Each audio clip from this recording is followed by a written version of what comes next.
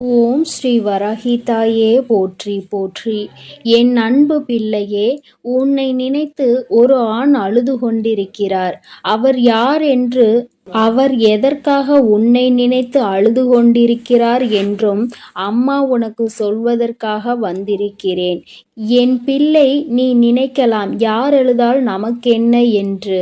அம்மா ஏன் இப்பொழுதே இந்த விஷயத்தை சொல்ல வந்திருக்கிறார் என்று. என் குழந்தையே, உன்னுடைய வாழ்க்கை சம்பந்தமானது. அங்கே உன்னை நினைத்து அழுது கொண்டிருப்பவருக்கும் உனக்கும் மிக பெரிய தொடர்பு ஒன்று இருக்கிறது. அவர் அழுது கொண்டிருக்கிறார் என்று உனக்கு தெரியும் பட்சத்தில் நிச்சயமாக நீயும் மனவேதனை அடைவாய். நீ மனவேதனை அடைய வேண்டும் என்பதற்காக இதனை சொல்லவில்லை.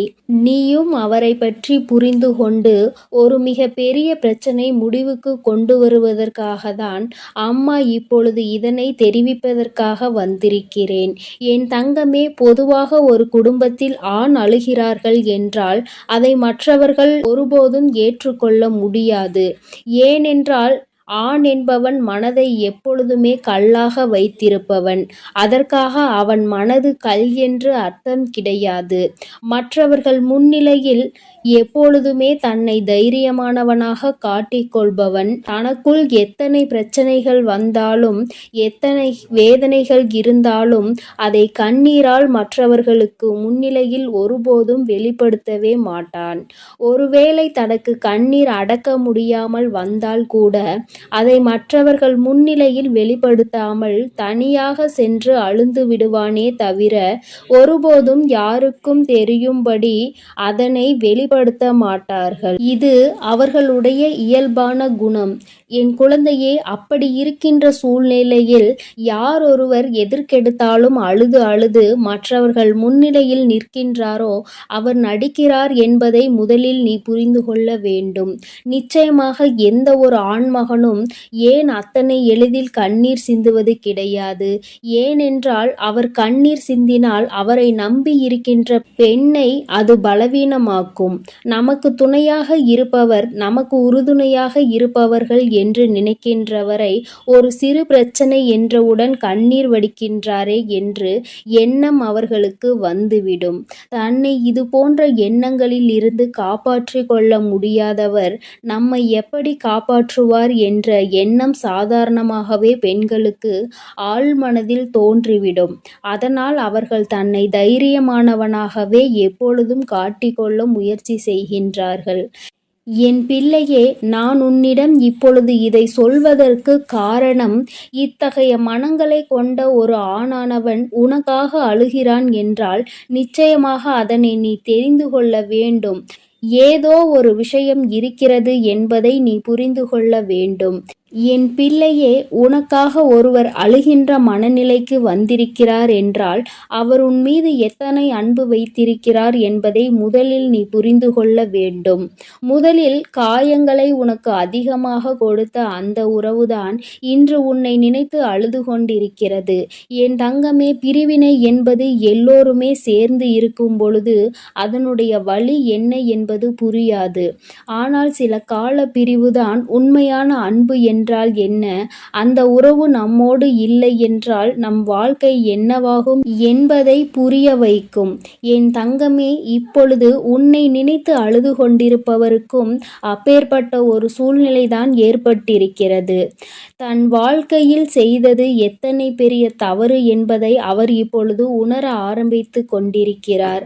அவர் மனநிலையில் இருக்கின்ற கஷ்டங்களும் வேதனைகளும் இனிமேல் அவரை இது போன்ற ஒரு தவறை மீண்டும் செய்யாத அளவிற்கு மனதளவில் பக்குவப்படுத்தி இருக்கின்றது. என் தங்கமே, உனக்கும் அவருக்கும் ஏகப்பட்ட கருத்து வேறுபாடுகள் இருந்த பொழுதும் ஒருவரை ஒருவர் பிரிந்து வாழ்ந்து கொண்டிருக்கிறீர்கள். என் தங்கமே, அம்மா சொல்வது யார் என்று நீ இப்பொழுது புரிந்து கொண்டாய் அல்லவா? என் பிள்ளையே, உன்னை விட்டு பிரிந்தாலும் அவரின் எண்ணங்கள் முழுவதும் உன்னை சுற்றிதான் இருந்து கொண்டிருக்கிறது. நீ எந்த அளவிற்கு அவரால் வேதனைப்பட்டாய் என்பதை அவரால் நன்றாக உணர முடிகிறது. நாம் ஏன் இத்தனை காயப்படுத்தினோம், நமக்கு ஏன் இத்தனை கோபம் வந்தது என்று நினைத்து நினைத்து அவர் அங்கே கதறி அழுது கொண்டிருக்கிறார்.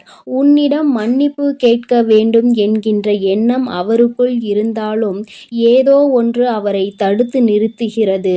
ஆனால் கூடிய சீக்கிரமே இது எல்லாம் சரியாகி அவர் தானாகவே உன்னிடத்தில் வந்து மன்னிப்பு கேட்பார் என்பதில் எந்த ஒரு மாற்று கருத்தும் கிடையாது. என் தங்கமே, உண்மையான அன்பு என்பது எங்கு சென்றாலும் எப்படி இருந்தாலும் ஒருபோதும் தன்னுடைய உயிரான உறவை பிரிந்து விடாது. பிரிந்து வாழ வேண்டும் என்று நினைத்தால் கூட அது நீண்ட நாட்கள் நிலைத்து நிற்காது. ஒரு நாள் 2 நாள் இன்பமாக தோன்றலாம், தொந்தரவு இல்லாதது போல நினைக்கலாம்.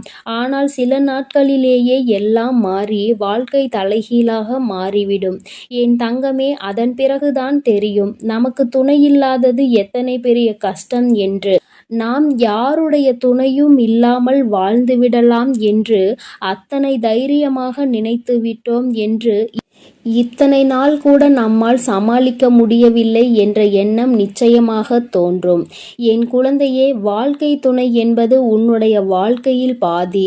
வாழ்க்கையை நீ தனியாக நின்று ஒருபோதும் வாழ்ந்துவிட முடியாது. இருவரும் சேர்ந்து கடந்து வருவதுதான் இந்த அழகான வாழ்க்கை. அன்பான வாழ்க்கை என்பதை முதலில் நீ புரிந்து கொள்ள வேண்டும். என் தங்கமே, தன்னுடைய அன்பினை புரிந்து கொண்ட ஒரு உறவைதான் இப்பொழுது பிரிந்திருக்கிறார் என்பதை அவர் நன்றாக புரிந்து கொண்டார். என் பிள்ளையே, உனக்கு அது நன்றாக தெரிந்த விஷயம்தானே. ஏதோ ஒரு சிறு மனஸ்தாபங்கள் இத்தனை நாள் பிரிவினை ஏற்படுத்தி இருக்கிறது. ஆனால் இதனை தாங்க முடியாமல் உன்னுடைய உயிரான உறவு அங்கே அழுது கொண்டிருக்கிறது. அழுது புலம்பி தவித்து கொண்டிருக்கிறது. நீ மீண்டும் இந்த வாழ்க்கையில் வந்தால் மட்டும் போதும், எந்த ஒரு தவறையும் திரும்ப செய்ய மாட்டேன் என்று அவர்கள் வாக்குறுதியினை அளித்து கொண்டிருக்கிறார்கள். என் குழந்தையே, உன் மனதில் இருக்கின்ற எண்ணங்கள் எல்லாவற்றையுமே சற்று ஒதுக்கி வைத்துவிட்டு, வாழ்க்கை என்றால் என்ன, எந்நாளும் தனிமையாக வாழ்ந்துவிட முடியுமா என்பதில் முதலில் தெளிவாக இரு. காலம் உனக்கு நிச்சயமாக சில பிரச்சனைகளை கொண்டு வரதான் செய்யும். அவற்றையெல்லாம் கடந்து வந்து நீ இந்த வாழ்க்கையை வென்று காட்ட வேண்டும் என்பதை முதலில் மறந்து விடாதே. தங்கமே, அன்பானது எல்லோருக்கும் எளிதில் கிடைக்காது.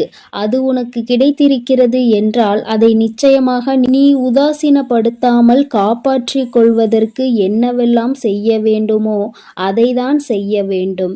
என் குழந்தை, மனதிற்குள் இருக்கின்ற அத்தனை கஷ்டங்களுக்கும் ஒரே ஒரு முடிவு, நீ மீண்டும் உன்னுடைய துணையோடு சேர்ந்து வாழ்வது மட்டும்தான். ஆனால் உன்னை அம்மா காயப்படுத்தவில்லை. ஆனால் ஒரு ஆணினுடைய கண்ணீர் என்பது மிகவும் அதிசக்தி வாய்ந்தது. அதற்கு வலிமை அதிகம். அத்தனை எளிதில் அதனை யாரும் சிந்திவிட மாட்டார்கள். அந்த கண்ணீரையே உனக்காக சிந்துகிறார்கள் என்றால் நிச்சயமாக அவர் உன்னை விட்டு வாழ்நாள் முழுவதும் பிரியக்கூடாது என்று அந்த பிரிவினை தாங்க முடியாமலும் கதறி அழுவதைதான் அது காட்டுகின்றது என்பதை நீ மறந்து விடாதே. என் தங்கமே, இந்த வராகியானவள் உன் வாழ்க்கையில் இருக்கும் பொழுது உன் குடும்பத்தில் இருக்கின்ற எல்லா பிரச்சனைகளையும் நான் சரி செய்து தருகிறேன். வாழ்க்கை எத்தனை கஷ்டங்களை உனக்கு காண்பித்தாலும் அத்தனையையும் முறியடித்து விட்டு நல்ல நிலையை நிச்சயமாக அடைவாய் என்று இந்த வராகி அம்மா உன்னிடம் எதிர்பார்க்கிறேன். என் தங்கமே, இனிமேல் உன் வாழ்க்கை என்பது என்னை சார்ந்தது. உன்னை உன் மீது அக்கறை கொண்டு உனக்காக அழுது கொண்டிருக்கின்ற அந்த ஆண் இப்பொழுது இந்த தாயானவள் செய்கின்ற ஒவ்வொரு செயலிலும் கட்டுப்பட்டு நடந்து கொண்டிருக்கிறார். முன்பெல்லாம் என்னை உதாசீனம் செய்து நடந்தவர்கள் இப்பொழுது என்னை ஏற்றுக்கொள்ள ஆரம்பித்திருக்கிறார்கள். அப்படியானால் அவர்கள் எல்லோருடைய வாழ்க்கையிலும் மாற்றங்கள் ஏற்பட்டு கொண்டிருக்கிறது என்பதை தான் அது குறிக்கின்றது. என் தங்கமே, யாராக இருந்தாலும் சரி, எதுவாக இருந்தாலும் சரி, எல்லாவற்றையும் நீ இந்த வராகியின் மீது பாரத்தை போட்டுவிட்டு உன்னுடைய செயல்களில் மட்டும் நீ கவனமாக இரு. அம்மா உன்னோடுதான் இருக்கிறேன் என்பதை முதலில் நீ புரிந்து கொள்ள வேண்டும். நான் உன்னோடு இருந்து உன் கஷ்டங்களை எல்லாம் தீர்த்து உன்னுடைய வாழ்க்கையில் நடக்கின்ற அத்தனை கண்ணீருக்கும் பதிலையும் கொடுத்து விடுவேன். என் தங்கமே, உன்னுடைய உன்னுடைய உயிரான உறவின் கண்ணீரை துடைத்து மீண்டும் இந்த வாழ்க்கையை நல்லபடியாக நீ தொடங்க வேண்டும். கண்ணீருக்கு உண்மையாகவே மதிப்பு அதிகம். அந்த கண்ணீரை உனக்காக தரும்பொழுது அதை நீ சாதாரணமாக எடை போட்டு விடாதே. யாருக்கும் அத்தனை எளிதில் இது போன்ற உறவுகள் கிடைத்து விடாது. உண்மையான உறவென்றால் அதை விட்டுவிடக் கூடாது. பொய்யான உறவு என்றால் அதன் அருகில் ஒருபோதும் நிற்கக்கூடாது.